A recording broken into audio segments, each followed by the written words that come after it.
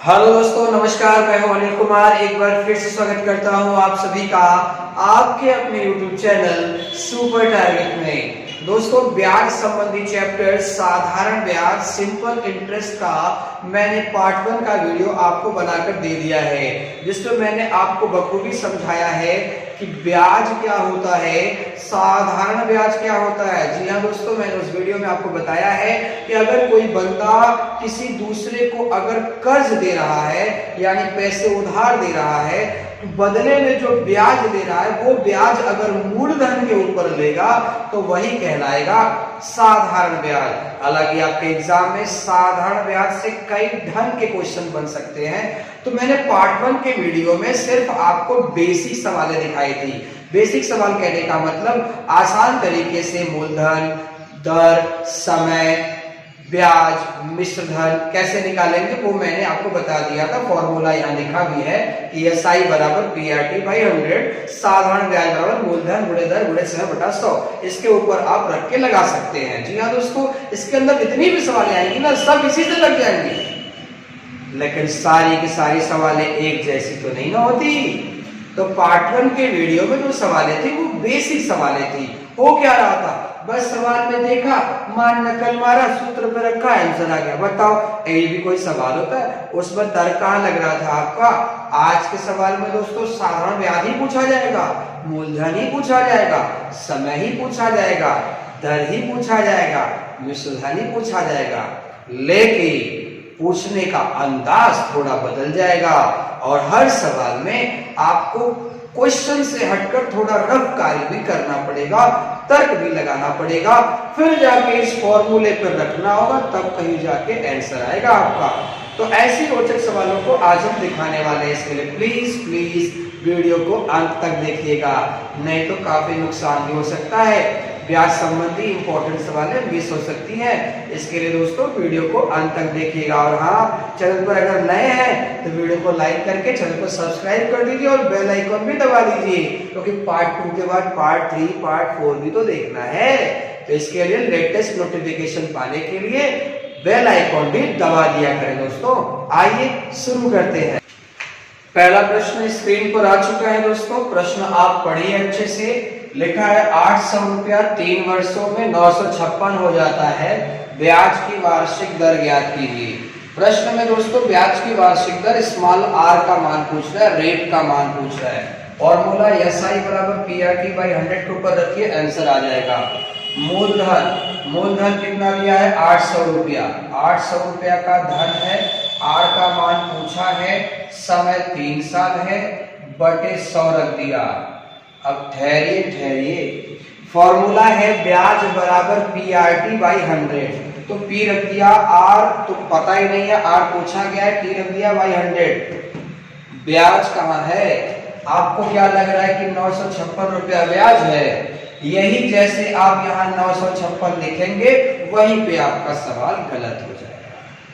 जी हाँ दोस्तों, इसीलिए तो इस सवाल को मैंने पार्ट 2 में रखा हुआ है कि सोचना भी पड़ेगा थोड़ा सा आपको, जबकि पार्ट 1 के सवाल में ऐसा कुछ नहीं हो रहा था।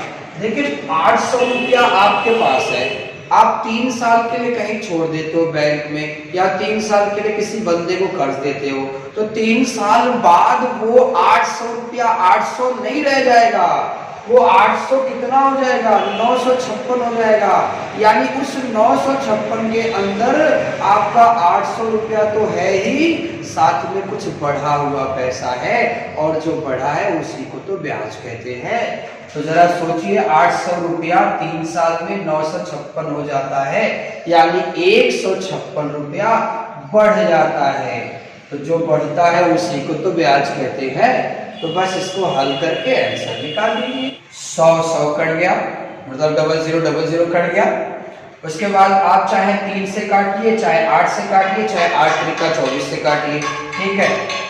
अगर मैं 3 से काटूं तो 3 एक कम 3, 3 पचे 15 हो गया, और 3 दूना 6 हो गया। ध्यान देखिए, 3 पचे 15, 3 दूना 6, यानी 8 और 52 बचा। 8 के पहाड़ा में 52 आता ही नहीं है, तो R बराबर हो जाएगा 52/8। धीरे धीरे काटिए, 4 से काटेंगे 4 दूना हो गया, 13 चौका 52 होता है, 13 का आधा कितना होगा 6.5, यानी 6 सही 1/2% ब्याज होगा। ये वार्षिक ब्याज है। ध्यान दें, समय लिखा है ना ब्याज की वार्षिक दर, तो ये 6 सही गुना 2 जो आया है 1 साल का ब्याज है, वही पूछा गया। एक बार फिर से देख लो, डबल जीरो कट गया, फिर मैंने 3 से काटा है, 3 × 6 = 15, 3 दूना 6, 52 बचा 8 के पारा में 52 आता ही नहीं, तो 52/8 हो गया। मैंने 4 से काटा, 4 दूना 8, 4 13 हम 52, 13 का आधा कितना होता है 6.5%। यही आपका आंसर होगा। प्रश्न लिखा है 2500 रुपए का धन 8% वार्षिक दर से कितने वर्षों में 3300 रुपया हो जाएगा। यानी 2500 रुपए का धन है वो 8% सालिना के रेट से कहीं कर्ज दिया गया है, तो पूछ रहे हैं कितने साल में वो 3300 हो जाएगा। तो जरा सोचिए, 2500 रुपया तो आपका धन हो गया, यानी ये मूलधन हो गया। मूलधन के बाद आप दर लिखते हो तो दर 8% है, कितने वर्षों में वो हमें नहीं पता, 3300 हो जाएगा। 2500 रुपया आप ही का है, वो कितने साल में 3300 हो जाएगा। तो जब भी वो 3300 बनेगा तो 2500 लेके ना बनेगा, तो 2500 रुपया उसमें से निकाल दो, बढ़ता कितना है 800 रुपया। आप ही कहीं अगर 2500 रुपया जमा करें, 4-5 साल बाद देखने जाए तो पता चले कि 3300 रुपया हो गया, तो आप खुद न कहेंगे कि अरे यार 2500 रुपया 3300 बन गया, यानी पक्का कितना बढ़ गया 800 रुपया बढ़ गया। तो जो बढ़ता है उसी का नाम होता है ब्याज। डबल जीरो कैंसल, 8 काट देगा 100 बार में, 25 काट देगा 4 बार में, यानी समय कितना होगा 4 वर्ष। यानी 4 वर्षों में 2500 रुपए की धनराशि 3300 रुपया होगी, अगर ब्याज की रेट 8% सालिना हो। तो आइए तीसरा प्रश्न आपके सामने पेश किया जाए। आप देख पा रहे होंगे प्रश्न आ चुका है। लिखा है 4000 रुपए का 20 माह का 6% वार्षिक दर से साधारण ब्याज क्या होगा। दोस्तों एसआई का मान पूछा है, साधारण ब्याज का मान पूछा है। साधारण ब्याज बराबर होता है मूलधन गुणे दर गुणे समय बटा 100। तो मूलधन तो हमें पता है 4000 रुपया, भाई साधारण ब्याज बराबर मूलधन लिख लिया, मूलधन गुणे दर, दर कितना है 6% गुणे समय, समय 20 महीना लिखा है। अब अगर आप यहाँ 20 लिख के बटे 100 कर देते हैं और उसे हल करने के बाद जो भी आपका आंसर आएगा वो गलत होगा। जी हाँ साथियों, आपने सही सुना, वो गलत होगा। क्यों भाई गलत होगा? क्योंकि नियम ये होता है कि साधारण ब्याज में प्रतिशत रेट और टी जो समय है वे दोनों का मात्रक बराबर होना चाहिए। जी हाँ दोस्तों, दोनों का मात्रक क्या होना चाहिए? बराबर होना चाहिए। यानी दर और समय या दोनों वार्षिक हो, या दोनों मासिक हो, या दोनों छमाही हो, या दोनों तिमाही हो। मेरे कहने का मतलब ये हुआ आर और टी दोनों की वैल्यू का जो मात्रक होगा वो इक्वल होना चाहिए। जहां तक आप देख पा रहे होंगे 6% वार्षिक ये सालिना है, और ये क्या है महीना दिया है। अब या तो इसे भी महीना बना दीजिए या तो इसे वर्ष बना दीजिए। तो दोस्तों आप महीने को वर्ष में, वर्ष को महीने में बदलना जानते हैं कि नहीं जानते हैं? नहीं जानते हैं तो जान जाइए कि एक साल में होता है 12 महीना, एक साल में होता है 12 महीना, और यहाँ महीने को बदलना है वर्ष में, तो आप 12 से भाग दे देंगे। यानी टी का मान दिया है 20 महीना, तो आप इसमें क्या करेंगे 12 से भाग देंगे। कटने लायक है तो काट दीजिए, आप ऐसे ही उठा के रख सकते हैं, कोई दिक्कत नहीं है, बाद में काट लेना वहां पे। लेकिन नहीं काटना चाहते हैं तो 4 पंजा और 4 तिया, यानी 5/3 वर्ष। समय के स्थान पे क्या लिखेंगे 5/3 वर्ष। अब पूरे के बटा 100, डबल जीरो कैंसिल हो गया, 3 दूना 6, 5 दूना 10 और 10 40 हम 400, यानी 400 रुपया आपका क्या आ गया ब्याज आ गया। एक बात फिर से बता देना चाहता हूं कि समय और दर दोनों का मात्रक बराबर करके ही सवाल लगाइएगा। हाँ बराबर रहेगा तो कोई दिक्कत नहीं है। आइए चौथा सवाल मैं इसी तर्ज पर आपको दिखाता हूं। प्रश्न आ चुका है दोस्तों, 6400 रुपए का 1 वर्ष 3 माह का 7 से ही 1/2% वार्षिक दर से साधारण ब्याज कितना होगा? एसआई का मान पूछा है, तो साधारण ब्याज बराबर होता है, सिंपल इंटरेस्ट बराबर होता है मूलधन 6400 रुपया का 1 वर्ष 3 महीने का, ये समय हो गया। फिर ये दर है, ध्यान दीजिए दर वार्षिक है, समय वर्ष और महीना दोनों में दिया है। बिना बराबर किए गाड़ी आगे बढ़ नहीं पाएगी दोस्तों। सबसे पहले दोनों को बराबर करना होगा। ये वार्षिक है तो इसे भी वार्षिक कर दीजिए, या दोनों को मासिक बना दीजिए, ये आपके ऊपर निर्भर करता है। दोनों को लेबल करना है, किसी भी तरह से करिए। तो मैं चाहता हूं कि दोनों को वार्षिक कर दिया जाए, वही आसान भी पड़ता है बच्चों के लिए। तो 7 सही 1/2% वार्षिक है। 7 सही 1/2% को 7 गुना 14 और 14 1 15, कितना लिख सकते हैं? 15/2% लिख सकते हैं। टी का मान दिया है 1 वर्ष 3 महीना। ये देखो वर्ष में लिखा है, इसका मतलब ये 12 महीना हो गया। तो 12 महीना प्लस 3 महीना कितना हो जाएगा? 15 महीना। तो 15 महीना, महीना में अगर दिया रहेगा तो किससे भाग देना है? 12 से भाग देना है। 3 बचे 3 चौका, यानी 5/4 वर्ष समय रखेंगे। ये चीजें आपको खुद कन्वर्ट करनी है, ध्यान रहे। 12 से कब भाग देना है? जब महीने को वर्ष बनाना होगा।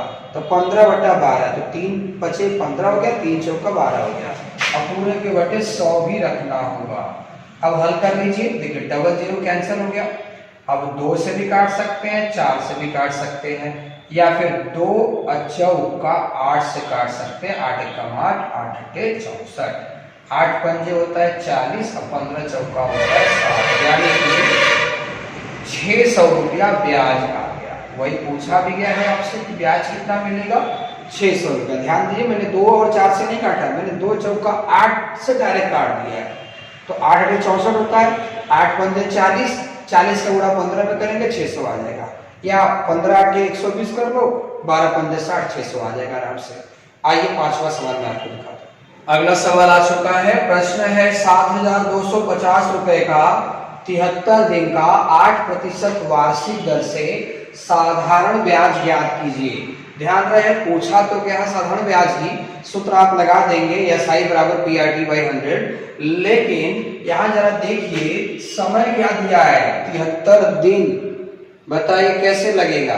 तो तभी लग पाएगा जब आर और टी दोनों का मात्रक एक बराबर होगा। या तो दोनों को आप दिन बनाइए, या तो दोनों को आप वर्ष बनाइए। वर्ष बनाना ही आसान होगा, बता रहा हूं कैसे। एसआई पूछा है, सिंपल इंटरेस्ट पूछा है। पहले आप मूलधन लिखे 7250, मूलधन के बाद दर लिखेंगे 8% वार्षिक। अगर आर वार्षिक है तो टी भी वार्षिक होना चाहिए। टी किसमें दिया है? टी दिया है 73 दिन दिया है। याद रखिएगा एक साल में कितने दिन होते हैं, आपको वर्ष में बदलना है। तो एक वर्ष में 365 दिन भी होते हैं और एक वर्ष में 366 दिन भी होते हैं। तो कब 366 रखे, कब 365 रखे, वो डिपेंड करता है कि वर्ष कौन सा है, लीप वर्ष है कि सामान्य वर्ष है। हालांकि प्रश्न में वर्ष की चर्चा नहीं किया है कि कौन से वर्ष का ये सवाल है। तो जब ऐसा कभी चर्चा न करें तो आप हमेशा 365 दिन ही लेकर चलेंगे, यानी सामान्य वर्ष ही लेकर चलेंगे। तो दिन में अगर आप 365 से भाग देंगे तो ऑटोमेटिक किसमें चेंज हो जाएगा? वर्ष में चेंज हो जाएगा। 73 165 अगर कटने लायक है तो काट दीजिए, नहीं कटने लायक है तो जैसे का तैसे उठा के रख दीजिए। आप हल करेंगे आंसर आ जाएगा। देखते हैं 3 से 5 बनाना है, 5 से कट किया जाए 5 के 15, 5 से 35 36। जी हाँ दोस्तों 1/5 यानी 1/5 वर्ष। टी के स्थान पे क्या लिखेंगे? 1/5 वर्ष, पूरे के बटा 100। अब आप इसी को हल करिए धीरे धीरे। 25 के पढ़ना से अगर आप काटते हैं तो 25 चौका 100 होता है। कितना समझ में आ गया? 25 तिया 75 ज्यादा हो जाएगा, 72 हमारे पास है। तो 25 गुना 50 हो गया, 22 बच गया और उधर 5 है यानी 225। 25 नवैया 225 होता है, एक जीरो और हो गया। 4 से काटेंगे तो 4 गुना कितना होता है? 8। अब 5 से काटिए, 5 इकाई 5, 5 पचे 25, 5 बाटे 40। तो 58 गुणे 2 कर लीजिए। 58 गुणे 2 करेंगे तो 2 8 16, 2 5 10 11, यानी 116 रुपया ब्याज मिलेगा आपको। जी हाँ दोस्तों, 7,250 रुपए का 73 दिन का 8% वार्षिक दर से कितना एसआई कितना ब्याज मिलेगा आपको? 116 रुपया मिलेगा। एक बार ध्यान से देखना मैंने काटा कैसे है, अच्छे से समझ लीजिए इसको। अगला सवाल मैं डिस्प्ले कर रहा हूँ। आइए दोस्तों, प्रश्न आ चुका है स्क्रीन पर। प्रश्न लिखा है 7300 रुपए का 5% वार्षिक ब्याज की दर से 10 मई से 10 सितंबर तक का साधारण ब्याज कितना होगा? यह सही पूछा है, लेकिन कुछ ऐसा देखना तारीख वगैरह दिया हुआ है। कोई दिक्कत नहीं, अगर आप कहीं से कर्ज लेते हैं तो आप उतने दिन का ही ना ब्याज चुकाएंगे जितना दिन आप पैसा रखते हैं उसके पास। तो आपने 10 मई को पैसे उठाए हैं, 10 सितंबर को चुका है, मान के चलिए 10 मई से 10 सितंबर तक जितने भी दिन होंगे उतने दिन का आपको ब्याज देना है। तो कैसे निकालेंगे, आइए दिखाता हूं मैं। पहले तो ब्याज बराबर साधारण ब्याज बराबर मूलधन लिखेंगे आप, गुणे दर लिखेंगे, समय के बाद आके रोक लेंगे। देखिए जो आर का मान है वो वार्षिक है, सालाना है, तो समय भी वार्षिक ही होना चाहिए। तो पहले समय पता तो करें कि कितने दिन तक पैसा रहा हमारे पास। देखिए 10 मई को आपने कर्ज उठाया, 10 मई होता है 31 दिन का, ध्यान दीजिएगा, मई होता है 31 दिन का। तो अगर 10 दिन छोड़ दिया जाए तो अंदर कितना दिन बचेगा? 21 दिन बचेगा, यानी मई महीना में आपने 21 दिन तक पैसा रखा। मई के बाद पूरा जून आप पैसा रखेंगे। जून में कितना दिन होता है? 30 दिन तक आप पैसा रखेंगे जून के बाद जुलाई आता है, और जुलाई होता है 31 दिन का, यानी आप 31 दिन पैसा रखेंगे जुलाई में। जुलाई के बाद अगस्त आता है, और अगस्त भी 31 दिन का होता है, यानी अगस्त महीने में 31 दिन पैसा रहेगा। अगस्त के बाद सितंबर आता है, और देखिए 10 सितंबर को चुका दिया उसने, तो सितंबर में 10 सितंबर को अगर चुका दिया तो 10 दिन का ना ब्याज भरेगा वो, कि 11वें तारीख का भी भर देगा। पागल हो गया है? अरे भाई 10 सितंबर को चुका रहे हैं तो 10 दिन में पैसा रखे हम आपका, तो 10 दिन तक का ब्याज देंगे सितंबर में। तो 10 मई को पैसा ले गए हैं, 10 सितंबर को चुका रहे हैं, तो कुल कितना दिन हुआ? कुल दिन निकाल लीजिए आप जोड़कर, जोड़िए। 0 1 1 2 3 हो गया, 1 3 4 4 3 7 7 3 10 2 12, यानी 123 दिन तक पैसा रहा हमारे पास। तो 123 दिन न है ये, और रेट तो आप वर्ष में रखे हैं, तो 123 में अगर 365 से भाग देंगे तो ध्यान रहे 123 दिन है, आप इसमें 365 से भाग देंगे तभी ना ये वर्ष में चेंज होगा, और ये शायद कट भी नहीं पाएगा। 123 बटा 365 कट भी नहीं पाएगा, यानी यही वर्ष हो गया। तो टी के पास आप रखेंगे 123 बटा 365, अब पूरे के बटा क्या रखेंगे? 100। देख लीजिए फॉर्मूला एसआई बराबर पी आर टी बाई 100 पे ही लगा है, लेकिन इसके पीछे कितना रफ कार्य हो रहा है, इसीलिए तो मैंने ऐसे सवालों को पार्ट 2 में रखा आपको दिखाने के लिए।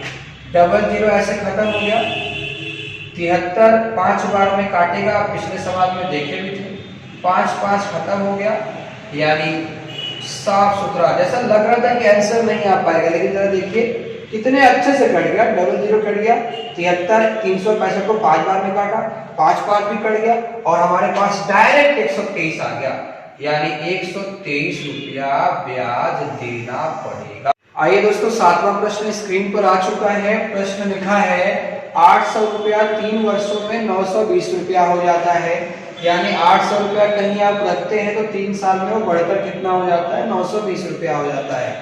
यदि दर 3% प्रति वर्ष बढ़ा दिया जाए, यानी 3% हर साल अगर बढ़ा दिया जाए, तो समान अवधि में, समान अवधि मतलब जितना पहले जितना साल के लिए पहले पैसा देते उतने ही समय के लिए वह राशि मतलब वही पैसा 800 रुपया कितना हो जाएगा।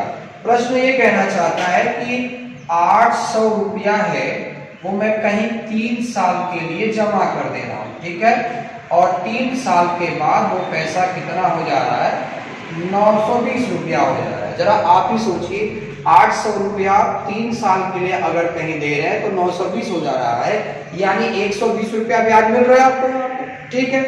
लेकिन अब शर्त लगा दिया कि यदि वही धनराशि, लिखा है ना वह राशि, वही धनराशि उतने ही समय के लिए दिया जाए, समान अवधि के लिए, परंतु यदि 3% बढ़ा दिया जाए, ध्यान दीजिएगा 3% बढ़ा दिया जाए तो वो पैसा कितना हो जाएगा। जाहिर सी बात है 800 रुपया 3 साल में 920 हो जा रहा है, मतलब 120 बढ़ के ब्याज मिल रहा है आपको। अब अगर सामने से 3% ब्याज रेट बढ़ जाए तो जहां 920 भर रहे थे अब ज्यादा भरेंगे। एक बार जरा सोचिए आप कि 800 रुपया 3 साल में 920 हो जा रहा था, लेकिन अब वही पैसा उतने ही समय के लिए रख रहे हैं, लेकिन ब्याज रेट अगर बढ़ जा रहा है तो कमाइयों में बढ़ जाएगा, यानी जहां 920 मिलता था मुझे ज्यादा मिलेगा। तो वही पूछा गया कितना मिलेगा, जाहिर सी बात है 920 से ज्यादा मिलेगा। तो इसको लगाने के 2 तरीके हैं। पहला कि आप पहले ये 3% जो बढ़ा इसके पहले क्या रेट था वो पता करें, अब वो अगर पता हो जाए तो 3% उसमें जोड़ दें, तो फिर PRT बाई 100 पर लगाइए, आंसर आ जाएगा। लेकिन उसमें टाइम ज्यादा लगेगा दोस्तों, बता रहा हूं मैं आपको। देखिए पहले आप PRT बाई 100 पर रखिए, मूलधन रखिए 800 रुपया, और 3% जो बढ़ रहा है बस इतना पता करो, अगर ये नहीं बढ़ता तो 920 रुपया तो देते ही आप, बस 3% बढ़ गया तो 920 को कुछ बढ़ा के देंगे। तो 3% में कितना बढ़ रहा है, आर के पास आप खाली 3 रखो और समय भी 3 साल है, डबल 0 कैंसिल हो गया, 3 3 का 9 और 9 8 कितना होता है 72, यानी 72 रुपया मुझे बढ़ा कर देना होगा। तो 920 तो आप दे ही रहे हो, 72 और बढ़ा दो, यानी 2 हो गया 7 2 9, यानी आप कितना देंगे आप 992 रुपया देंगे। लेकिन ध्यान रखिएगा ये तरीका तभी काम करेगा जब समय और मूलधन दोनों बराबर होंगे तब। अगर ये दोनों ऊपर नीचे हो गए यानी असमान हो गए तो फिर आपको सबसे पहले पुराना रेट निकालना होगा। आइए मैं एक और प्रश्न दिखाता हूँ आपको। प्रश्न आ चुका है दोस्तों, प्रश्न है 2100 रुपया 2 वर्षों में 2352 रुपया हो जाता है, यदि दर 1% घटा दिया जाए तो समान अवधि में वह धनराशि कितना हो जाएगा। मतलब ये है कि 2100 रुपया आप कहीं जमा कर रहे हैं या किसी को कर्ज दे रहे हैं या कर्ज ले रहे हैं, तो 2 साल में 2 वर्ष में वो पैसा 2352 रुपया हो जा रहा है। बिल्कुल साथियों, 2100 रुपया 2 साल के लिए कहीं छोड़ रहे हैं तो 2352 रुपया हो जा रहा है, यानी बढ़ रहा है कितना 252 रुपया। 252 हमको ब्याज देना पड़ रहा है या लेना पड़ रहा है, यानी ब्याज 252 रुपया यहाँ पर दिख रहा है। फिर कह रहा है कि यदि ब्याज की दर 1% घटा दिया जाए, ब्याज की दर 1% घटा दिया जाए तो समान अवधि मतलब वही समय रहे, वह राशि यानी वही पैसा भी रहे, तो ये पैसा कितना हो जाएगा वही पूछा गया। तो जाहिर सी बात है अगर रेट 1% कम कर देंगे आप, ब्याज का जो टका है, ब्याज का जो कमाई है वो 1% डाउन कर देंगे रेट, तो जहां 2352 आपको मिल रहा है अब उससे कम मिलेगा, जहां 252 रुपया आप कमा ले रहे हैं अब उससे कम कमाएंगे। तो वही पूछ रहा है कितना हो जाएगा। बिल्कुल बस सीधा पता करें कि 1% में कितने पैसे कम हो जा रहे हैं, यानी कि मूलधन के पास आप 2100 रखेंगे, रेट 1% में कितना कम हो रहा है, समय 2 साल, तो 1 कम 2 21 दूना 42 रुपया कम हो जाएगा, यानी 2352 तो आपको मिल रहा था, अब 1% कम हो जाने की वजह से 42 रुपया कम मिलेगा, यानी अब आपको मिलेगा 2310 रुपया। यही आपका आंसर होगा। अब आप कितना मिलेगा 2310 रुपया। लेकिन ध्यान रखें ये तरीका तभी काम करेगा जब दोनों ही स्थितियों में समय और मेन पैसा मूलधन दोनों बराबर रहेंगे तब। अगर ये दोनों बराबर नहीं रहेंगे तो कैसे लगाएंगे, आइए अगला सवाल में बताते हैं आपको। आइए दोस्तों, 9वां प्रश्न स्क्रीन पर आ चुका है।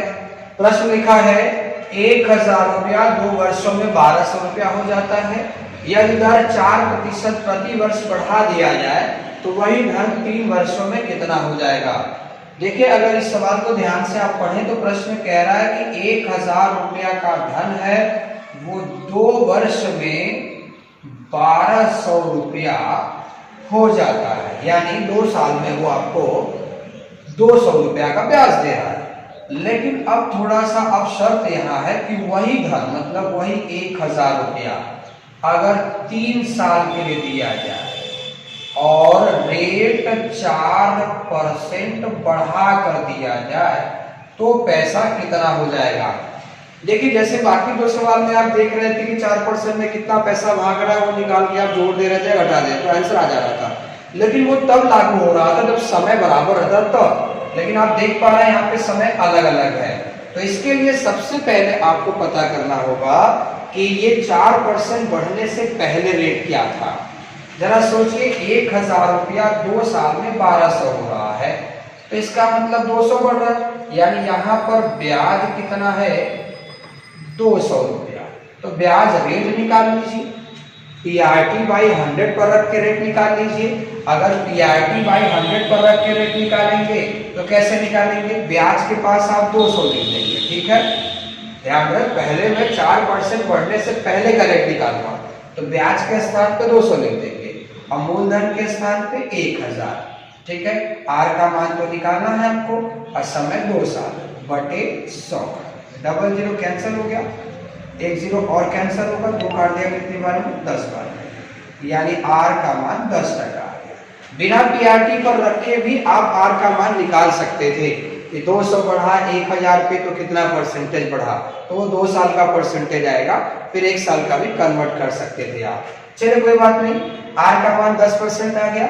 अब आगे कह रहा है कि 1000 रुपया 3 साल में कितना होगा अगर ब्याज दर 4% बढ़ जाए तो कोई बात नहीं, ब्याज बराबर आप जानते हैं मूलधन 1000 रुपया, पी के बाद आर लिखते हो तो आर 4% नहीं लिखोगे, आर 10% भी नहीं लिखोगे, 4% बढ़ाकर यानी 10 4 14% लिखेंगे और समय भी लिखेंगे कितना 3 साल अब बटे 100, डबल जीरो कैंसिल, 14 तिया 42, यानी 420 रुपया ब्याज मिलेगा।